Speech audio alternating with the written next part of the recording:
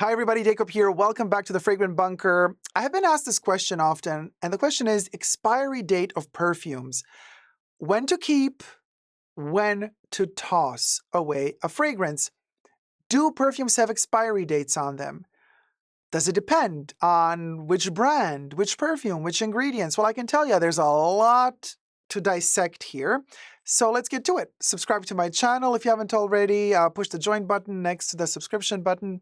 Become a member today, get access to extra perks. You can also join me on Patreon, superdacob, all spelled together there as well for extra perks. Thank you to all the members and patrons who already pledged. Thumb up the video and let's get to it. So,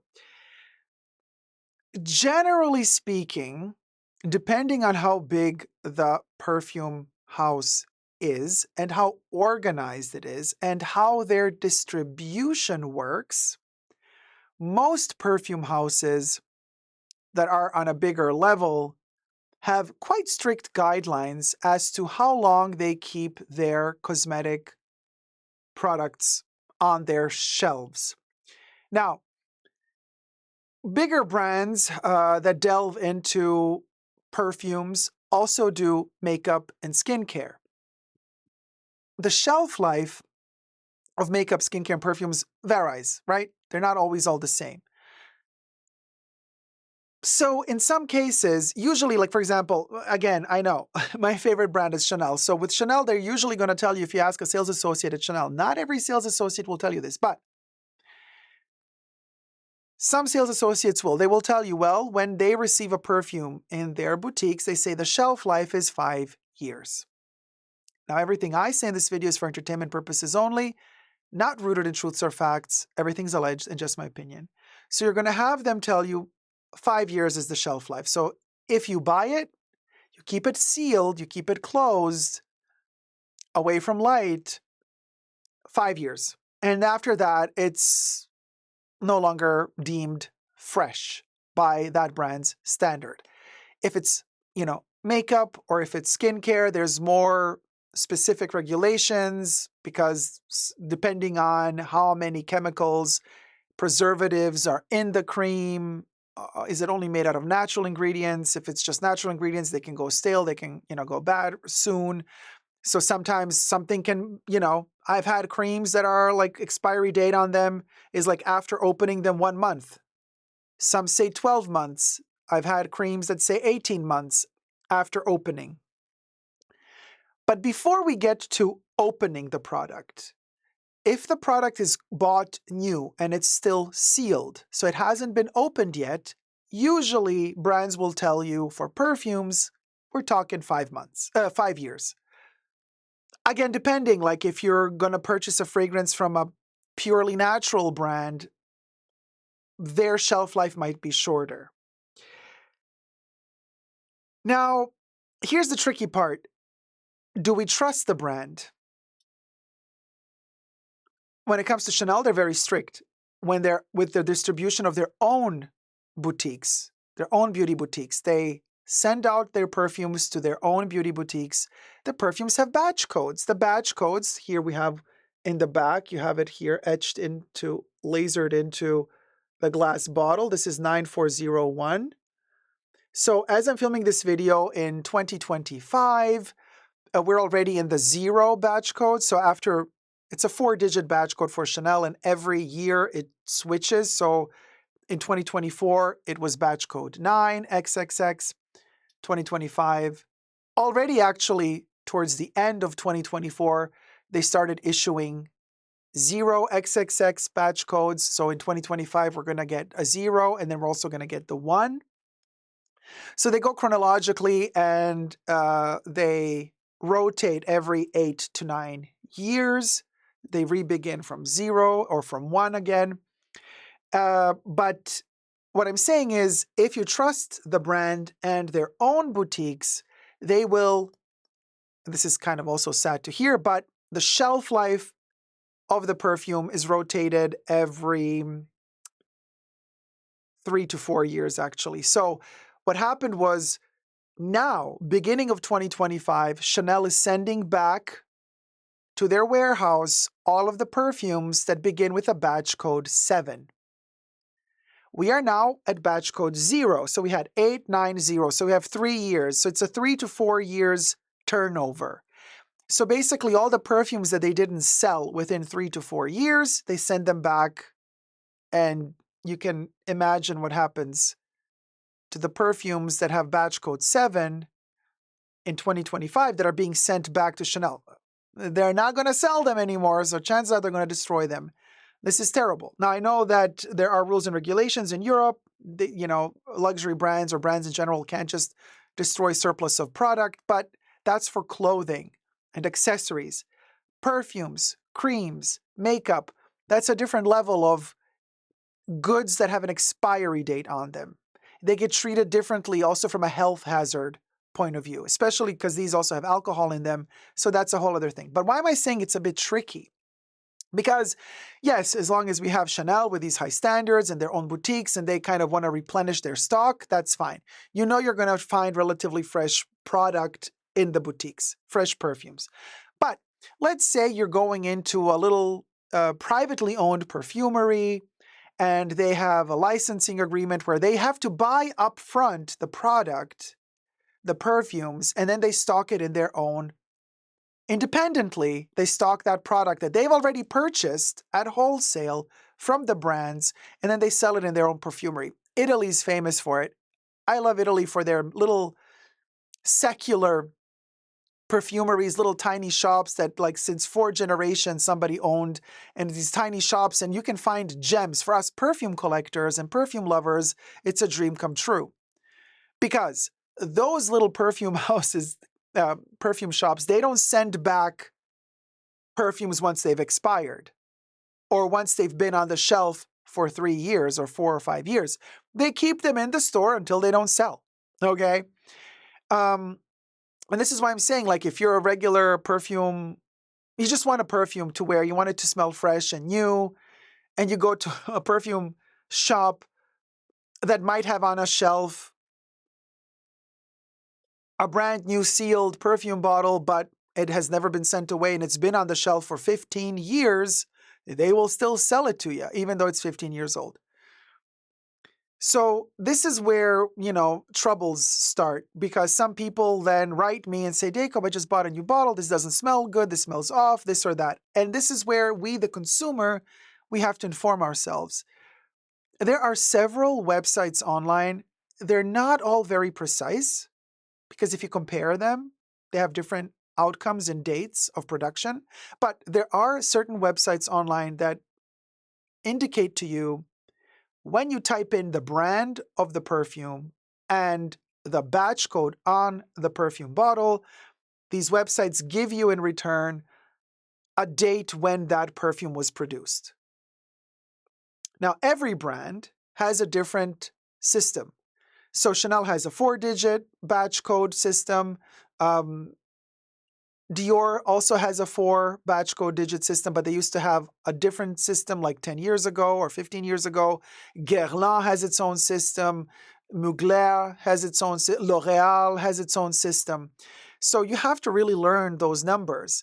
You can go on these websites, and there's several of them. You can just Google. I always forget the name of them, like check perfume date something. So I just Google, I type in perfume date check, and then kind of several websites come out. You can click on different ones and type in the brand name you're looking for and the batch code of that perfume. Don't confuse the batch code with the product number. Don't confuse the batch code with the serial number. Those are different codes, right? So you have to do a little bit of research. Most of these websites also show you the difference between product numbers and batch codes for every brand. Usually they have like little photo examples of it. But you do a little bit of research there, and then every brand has its own repetition of codes. So it's going to tell you, Chanel repeats its codes every 8 to 9 years, like Guerlain repeats its codes, I don't know, every 10 years or whatever it is. So you learn that, and then you buy your perfume, you go to a perfume shop, and then you check the batch code. The batch code is not only on the bottle, the batch code is also on the box, printed or etched into the box, the outer box of the fragrance. And then you can check online to see how old it is. And since the codes repeat every 10 or so years, you can calculate how much dust is on the packaging on top. You know, you can see if a box has been standing in a perfume shop for a long time or not. So then you realize, oh, like for Chanel, okay, batch code 0XXX, and you're in a Chanel boutique today and in 2025, and you lift a perfume and the batch code is 0 something something. You know it's been manufactured either at the end of 2024 or beginning 2025. So you buy it, it's fresh. But what if you go into a little perfume shop, you lift a bottle and it starts with a 3XXX. So then you got to go back into the years and realize, oh, I don't know, I'm really bad at math now, but what is it, like 7, 8 years old? You're like, do I want to buy a perfume that's 7, 8 years old? I would, but you might not want to. Now, like I said, Chanel says usually shelf life 5 years. After you open a perfume and you start using it, if it's a spray bottle,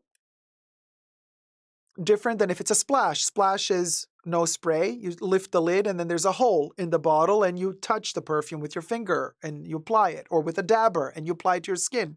That's a problem because that deteriorates the length in how long a perfume will live. Unless the perfume is not an older perfume where it has way more fixatives inside of its formula. Fixatives being oak moss or civet. Civet is not used anymore nowadays, but there are certain ingredients that function as fixatives that prolong the lifespan of a perfume, the longevity in the bottle without it going stale, rancid, and so on. Rule of thumb for me personally, and I say this because like I said, everything I say in this video is for entertainment purposes only, not rooted in truths or facts. Everything's a legend, just my opinion. So I'm no doctor, I'm no physician, I'm no pharmacist. Obviously, I just speak from my personal experience. If you do have allergies, if your skin is very sensitive, maybe you don't want to, test out really older perfume batches and bottles because they might have some irritant in them, allergen in them that is no longer allowed by today's standards. And older bottles might still have it in them, and that might affect your health.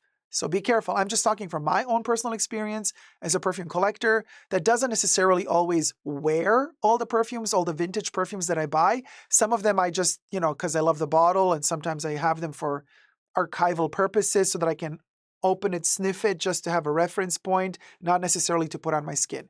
But in general, if you're talking about health and modern day standards of what is deemed a bad allergen or not bad allergen, if you're like very, very allergic to fragrance in general, I would say don't buy fragrance, period. Don't buy perfumes, period.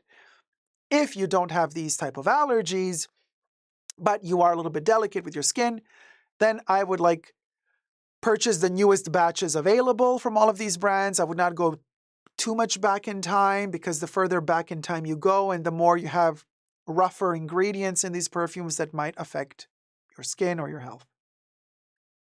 Ambergris was also fixative. It still is to this day, yes. Now, so if you don't have any health issues and allergies connected to fragrances and ingredients in fragrances, then for me, all that remains to figure out if the perfume is still good or bad is the smell. Plain and simple. People often write me, Dacob, I saw online on a secondhand website a fragrance. It's like 15 years old. I'm a little bit scared to buy it. Like, when does a perfume expire? Like I said, every brand has its own standards, 3 to 5 years shelf life. And then after you open it and start using it, they say usually 1 year. 1 to 2 years. And then they say the oxygen that entered the bottle as you're using the perfume, that oxygen macerates the perfume as well and dilutes it. It kind of blandifies it, or the oxidization messes the top notes up and so on. So, but of course, it's also in the interest of these perfume brands to have you come back and keep buying. So they want you to use up a bottle quickly so that you can go back and buy some more. I wouldn't listen too much to them.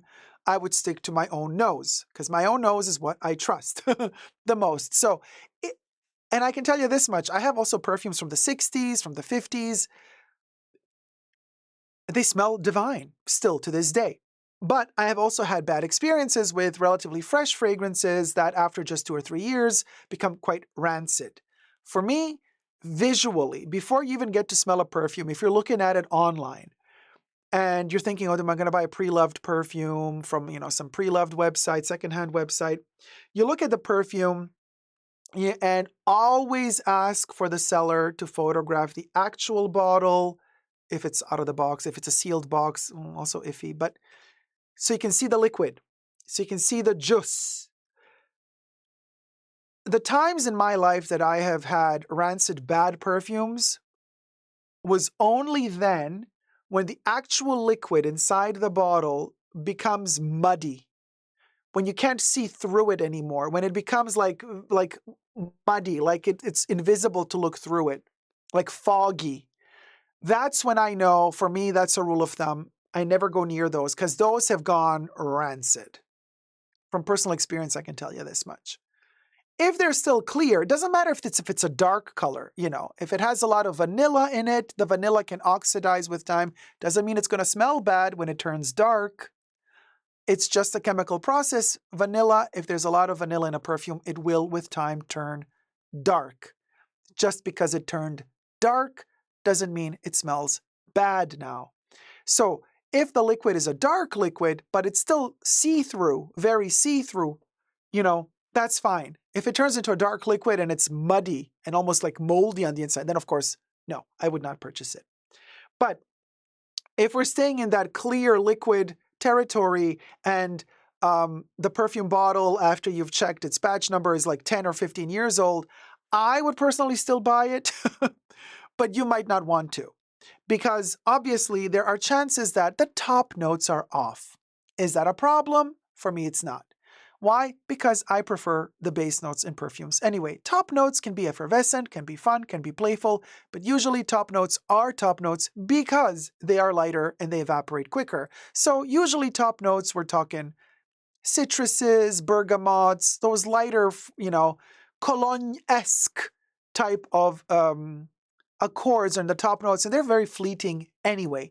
Even if the perfume is freshly made, fresh batch, right out of the factory, and you sniff it, beautiful top notes. After 3 or 4 years, maybe the top notes are dead in that perfume, but you still got your heart notes and your base notes. And if the base notes are still hitting that sweet spot that I love personally, then I will still wear that perfume and I will still love that perfume. And like I said, I have perfumes from the 60s that are still fabulous. Fabulous. But it's a perfume from the 60s. There were way less laws set in place in terms of ingredients that are usable, that are allowed to be used. The fixatives, ton of fixatives in 60s. Fragrances, a lot of oak moss, ambergris, civet, castoreum. Now, some people also don't like that because with time, they tend to smell darker and deeper. The floral accords, or the white florals, they kind of tend to, dissipate after 20, 30 years. And you get left with more spices, woods, even incensey accords. All the animalics stay, like civet, the original civet, before it was synthetic alternative to civet. It's also an animal ingredient. So usually older, 40, 50 years ago perfume, they tend to have that deeper smell with time, and they tend to be quite dark. The juice turns quite dark. If you're a person who doesn't mind the darkness and more deeper character of a perfume, then I would say don't worry too much. If the price is not too bad for vintage pre-loved fragrance that you're interested in buying, if the price is not too high for you and you just want to experiment with it, I would personally go for it and I would buy it and see if it's good or bad once it arrives.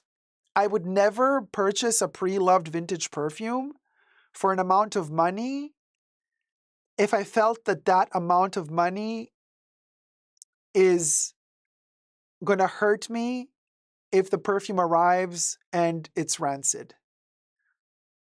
I would only poker with that money. I would only poker the amount of money that I'm fine with forgetting about. That's my rule of thumb when I'm purchasing very, very vintage perfumes. Or I'm purchasing the perfume just for the bottle. Very vintage perfume, I just love the big bottle and I don't care about the juice. I poker there as well. But if I really care about the juice and it's a vintage perfume, over 20 years old, then I would be like, okay, am I ready to shell out $100 on this bottle and then when it arrives, the juice is bad? If I'm ready to swallow that $100 and not think about it, then I would do it. If I think $100, I would feel really, that would be a big loss for me if the perfume arrives and the notes are off and the seller says no returns. I would only purchase something where I am ready to let go of that money and just keep the bottle at least. So think about that because you never know. Perfumes can be volatile. How a person stores them, and I've made a video about how to store perfumes, so go check out that video as well for in-depth and in-detail intel and information about how to store perfumes. If the person stores the perfume properly, the perfume will last longer in terms of the formulation within it. It's going to go off or become stale or rancid slower than if you store it improperly, right? There are many different ways of how to store perfumes. So go check out that video.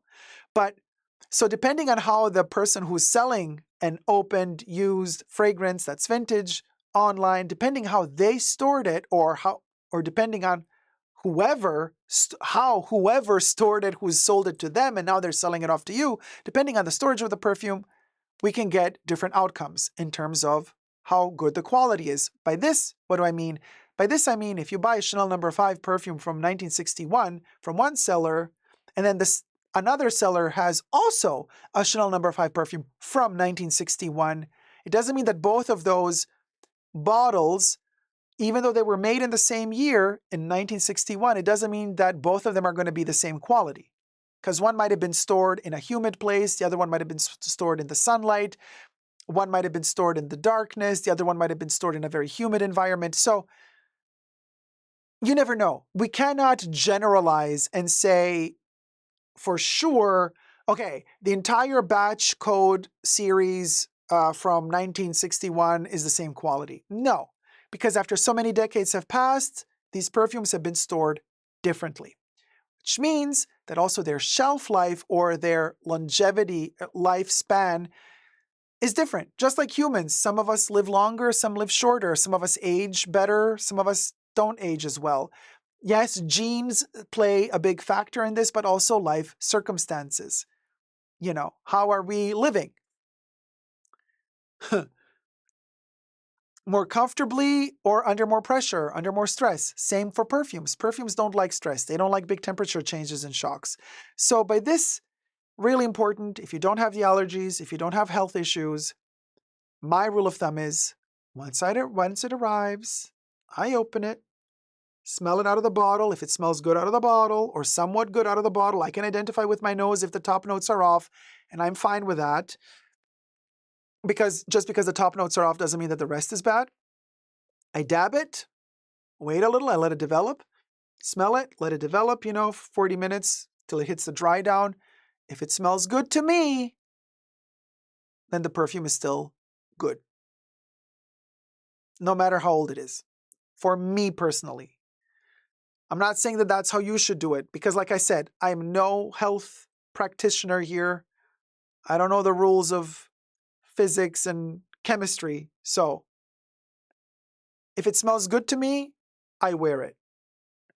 Just because it smells good doesn't mean it's not toxic. Just to be very clear, because perfumes are not the healthiest thing to begin with. So we're told today. But things change all the time. So if it smells good to me, I will wear it. So in other words, there is no shelf life for perfumes for me. There is a shelf life for creams and makeup. Yeah, for sure. I wouldn't use creams after a certain date, an expiry date, because things are different when it comes to nourishing, active ingredients. Some creams have active ingredients. Those active ingredients with time degrade, and something that was an active ingredient might not be as active anymore after certain years, or might even flip and become counterproductive to your skin. So that's a whole different issue. Although I know that you're placing perfume also on your skin, which can also affect your skin. But if something smells good to me and it is 30, 40 years old, and I don't want to put it on my skin, I can still put it on a tissue. If I don't want to put it on my clothes out of fear that the older perfume that turned a little bit dark in color, it might stain my clothes. Okay, well, we can do something else. I can take a tissue and experiment with a tissue, spray it on the tissue and see how it develops on the tissue without touching my skin, and see how that works after 40 minutes on the tissue paper. And then I could put the tissue in my pocket and have the perfume emanate from the tissue without it touching my skin. So there's different ways that I can go about this to avoid potential hazard to my skin or my health issues, while at the same time enjoying the smell of a fragrance that maybe is no longer in production, even because certain perfumes get discontinued. What do you do if there's a perfume you love so much, but it got discontinued, let's say 15 years ago? So the last bottle ever made of that perfume was 15 years ago. So you know that the youngest batch you can find of that bottle is 15 years old, or, it gets older and older in the back. So what are you going to do? If you still love it, you're going to take the risk and you're going to buy that 15-year-old bottle. You're going to sniff it and see if it still works or not. So to me, bottom line, smell it on yourself or on that tissue paper and see how it works for your nose, if it works or not, if you get irritated by it, if it smells off, if it smells bad. That's what happens. Now, certain perfumes also deepen with time, ripen with time, macerate. The oxygen works with them in time. And what happens is, with time, you might fall even more in love with the perfume that becomes more deep, but you might also fall out of love with the perfume if, from that specific perfume, what you preferred were the top notes, were the more fresh facets, fresh nuances, fresh aspects of that perfume. Because the older perfume the more it loses that top note quality, and the more it goes into heart and base note quality. I love the heart and the base note. So for me, it's fine if the top notes are gone after, 10, 15 years. But maybe you love that specific perfume precisely because of its top notes. In that case, you might think, yeah, the base notes are still there, but what really made this perfume magical to me were the top notes. Well, you got to know that when you're purchasing that fragrance again. You got to know, okay, well, hold on. From this perfume, I love the top notes. And I know that if this bottle is 15 years old, chances are those top notes are gone now, right? But if you say, but of that perfume, I love the base notes, then I'm a little bit more calm when I'm purchasing a vintage bottle, because the base notes is what usually stays intact till the bitter end. So there's that to consider. So for example, when it comes to perfume like Eau de Cologne by Chanel, which is very much top note heavy, although the musks in here are gorgeous, you want that bergamot, neroli, citrusy accord to hit you, and it's so beautiful when it's fresh. Now, the older it gets, the more the musks come to the forefront, and the more and more the bergamot and neroli kind of disappear. That's okay, because the musks in here are also beautiful, but I love my cologne to be fresh, effervescent, and light. So for the colognes, maybe let's stick to more fresher batches.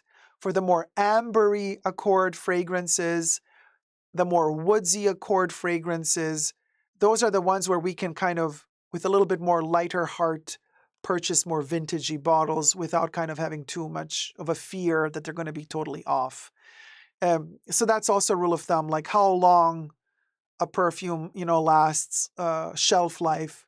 Colognes are really nice when they're fresh. While you buy Obsession by Calvin Klein, I have one of the first batches from the mid-'80s, still smells like the first day you bought it, because it's an amber-heavy perfume, spice-heavy perfume. A lot of woods in it, a lot of vanilla in it. Sure, it is also a bergamot-heavy fragrance. The bergamot is gone after all these years, 40 years, but we still have that gorgeous amber base, which is the DNA of Obsession by Calvin Klein, for example, right? So in that case, it works. You get a vintage Shalimar by Guerlain. Oh, gorgeous. Chances are it's really beautiful. For the spray bottles, for sure. Splash bottles, again, depends what person used it and how. Did they touch it a lot with their skin? Is there a lot of their own skin residue inside of that bottle? technically alcohol disinfects a lot because perfumes also have alcohol. So it's not like, oh, there's a little bit of dust particles in the splash perfume bottles. It looks gross. Yes, it does look gross after some time, but you might say it's also kind of disinfected. Sure, but not everything is disinfected inside of there. It can be gross. Open splash bottles that are like, that have been used already and you're buying half a bottle left with all the goo inside. You gotta be a huge perfume lover to be able to overlook that. So if it comes to splash bottles, I personally prefer to buy splash vintage bottles sealed. If I wanna use the perfume, if I just wanna collect the special bottle from a certain decade, then I don't care about the juice, then I'll buy it anyway, even though it's muddy and has been used. But yeah, a rule of thumb for me is if I want to use a splash perfume bottle, vintage, if it's still sealed, unopened, I'll go for it. If it has been opened, rarely will I go for it, right? If it's a spray bottle with a spray nozzle, then yes, I would purchase it used because person could not put their hands inside of it. It's sealed still. The liquid inside is sealed. Yes, there's oxygen in there, and the oxygen also macerates the liquid, and it has changed with time. But at least from a hygiene standpoint, I know that at least the liquid inside has not been touched by human hands, which gives me a little bit more peace of mind. So the shelf life for me of a used, semi-used perfume bottle is totally fine if it's a spray. Although I do take in consideration that the more oxygen is in here and the more the liquid will change, become usually a little bit more dense in smell. That's fine. But bottom line is that smell it on your skin. If it smells good to you, then you're good to go. I can only speak for myself. If I smell it on my skin and it smells good to me, I'm good to go. So I wouldn't be too worried about, when perfume houses tell you shelf life is like limited, 5 years if it's sealed, 1 or 2 years only once you open a perfume. They just want you to keep coming back and buying more perfumes. You gotta also learn to trust your nose. It's not like eating fresh baked cookies and they go stale after a couple of days and you gotta eat them fast, otherwise they'll go stale. With perfume, for me, the indicator of freshness of a fragrance is my nose and my skin, not just the date or the batch code that's connected to a date that's etched into perfume bottle or printed on the perfume box. Thank you so much. I hope you've enjoyed this video. I hope it was helpful and informative, even though these were just my opinions, but I'm speaking from my own experience. And if you have enjoyed it, thumb it up and subscribe. Thank you so much for your love and support. Until next time, never forget to never give up on love. Bye.